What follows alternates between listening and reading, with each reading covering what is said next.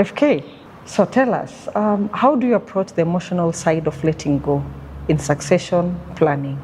Letting go is not easy. Just like the way the word sounds, where you have to let stuff go. The things that you've done over years, they're inscribed into your system, like you can subconsciously do them. Then now you start thinking of how to let go. It's not easy. Okay. So what we encourage people is that let what you do not be part of you. Don't define yourself by what you do, but define yourself by what you are. So once you distance yourself from what you do on a daily basis, Okay. Letting go becomes easy. Though they say, they, not me, that everything that you do at your workplace can be done by somebody else. Before even if something happens to someone, God forbid, and they live this life, before even somebody is sent off, somebody else will already be earning in their position on an acting capacity. So basically what you're saying is we treat it as any other job or any other thing. Do not hold it in your heart, because when you do, you're not able to train the successors. You have to hold it in your heart because you have to love. Remember, this is something that you've been loving to do. So it's in your heart, it's in your system. But you have to distance it with yourself. You have to face those realities that every race has a finishing line. So you do it joyfully. You make peace. Making peace. You make peace with the fact that that road has an end. Sounds a bit tough. Yeah, but quite true again. Yes. But that's quite some insight.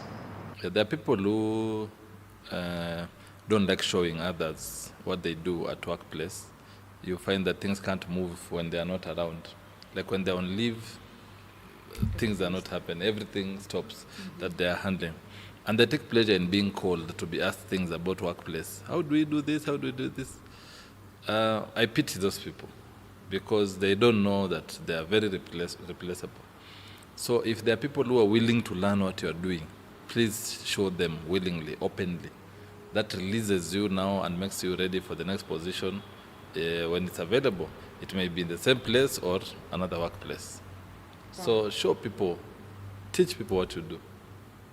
So that when you're on leave, you're on leave. You get to enjoy it without being called. Yes. Yeah, that's my mantra, by the way. Whoever, even the people that I've worked with in the corporate level, whoever has been interested in learning what I do, I teach them to the end without holding anything back. And the others, I probe them to create interest in what I do.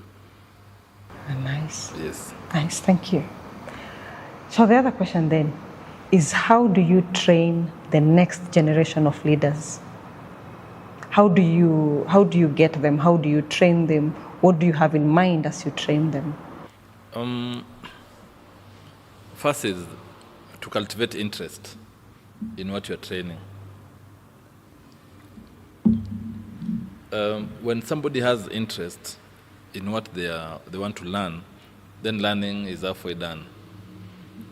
There's nothing difficult like training somebody who is not interested to learn what you're training them. So interest is number one. Let them cultivate interest, or encourage them to cultivate interest. Then share information openly and honestly.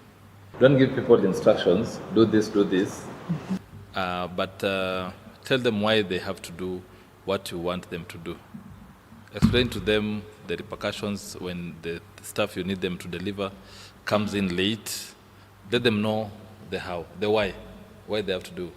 That understanding the why creates a sense of responsibility in what is to be done.